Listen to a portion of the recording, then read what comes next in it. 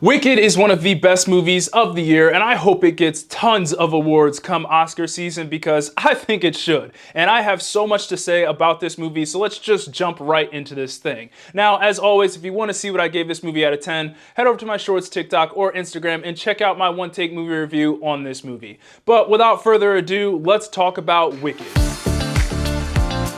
Now, coming from someone who doesn't necessarily consider themselves a Wicked fan, I have to say this movie was awesome and I am now a Wicked fan. And this thing obviously follows the backstory of Elphaba, or the Wicked Witch of the West, and this thing quite literally has everything. I mean, great singing, great dancing, a great story about being different, and they even have a subplot in there about racism and getting people to hate a certain demographic, which I have to say is pretty relevant for today, but I won't get into that. But what I will get into is the good, the so-so, and the bad. Jumping into the good, and the first thing I have here is obviously Ariana Grande and Cynthia Erivo. These two were superstars together. They were so much fun to watch as Grande and Elphaba, and there truly wasn't a bad moment between the two on screen. I'll start with Ariana Grande, and I have to say this is probably the funniest performance I have seen all year. I mean, she was hilarious in this movie, and she was a huge part of the comedic relief in this thing. She played a self-obsessed airhead so perfectly, and I'm pretty sure I laughed at something she did or said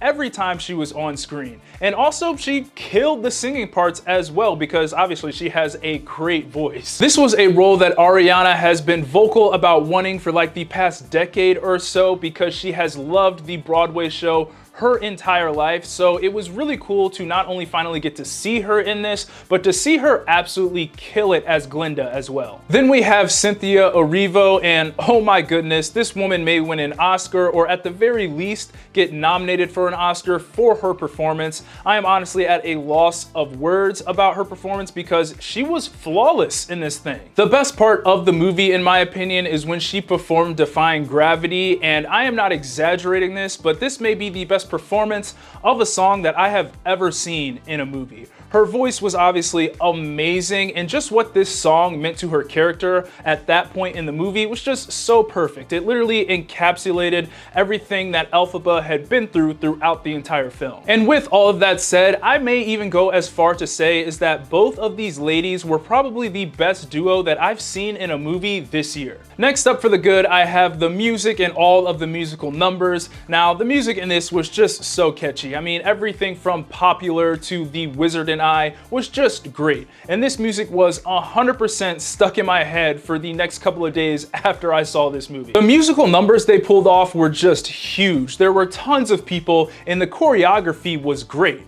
Watching these musical numbers made this movie feel like a spectacle. But I think the most impressive part of it all is that they were doing live singing during all of this as well. And I don't even know how that is possible with some of the choreography that they were pulling off in this thing. There was a behind the scenes of Cynthia Erivo being flown around while she was singing Defying Gravity, and I don't even know how she was able to do that because I would have been okay if this movie just dubbed over all the singing parts like lots of musicals do. But I do appreciate that they sung everything live because it helped immerse you in this movie and in this world that they created even more. Next up for the good, I have the humor. Now, I briefly mentioned how hilarious Ariana Grande was in this film, but overall, this entire movie was pretty funny all the way through, and each character felt like they had their own moment that made you laugh. There were just lots of funny characters in this movie. I mean, we had Glinda's two friends who just worshipped the ground that she walked on, and then we had Fiyero, who was played great by Jonathan Bailey, who had his moments as well. And really, it was during the middle of this that this movie took on a more humorous tone, and I really enjoyed that. And finally, for the good, I have the sets and costumes, and the fact that they built all of these sets practically is crazy. And I will always be a fan of practical sets over CGI because it just helps immerse you in the film.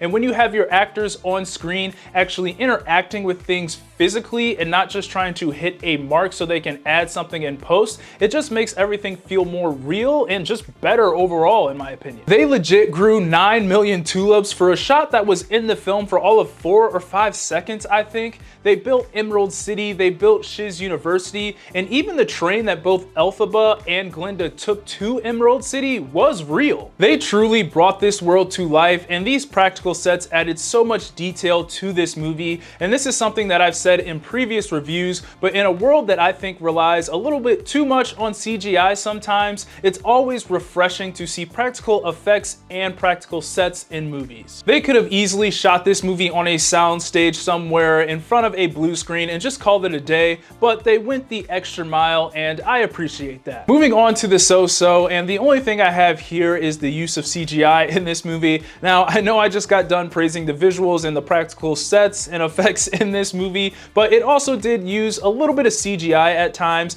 and when they did use it, it just didn't look all that great in my opinion. There were times where it just looked like they glossed over everything with CGI, and I was just wondering why they would do that when they built all of these sets practically. And also there were a couple times where they would just blow out the background, and it would be really tough to see the characters in the foreground. I mean, it looked like someone just completely overexposed the camera at times. And I noticed that the most in the Dancing Through Life musical number. Now, I still think the visuals are really good in this movie, but it was just those couple of times that just made me wonder why they did that. And finally, getting into the bad, and the only thing I have here is that this movie was just a little long for me. Now, the runtime was 2 hours and 40 minutes, and I thought they did a solid job at getting through that, but there were a couple of moments in the middle of this movie that just felt like they dragged a little bit. They spent a huge portion of this movie with Glinda and Elphaba at school together, and it really wasn't until the last like 25 to 30 minutes where they finally got to go to the Emerald City and meet the Wizard of Oz. And because we spent so much time at the school with them, it just made the ending feel kind of quick to me.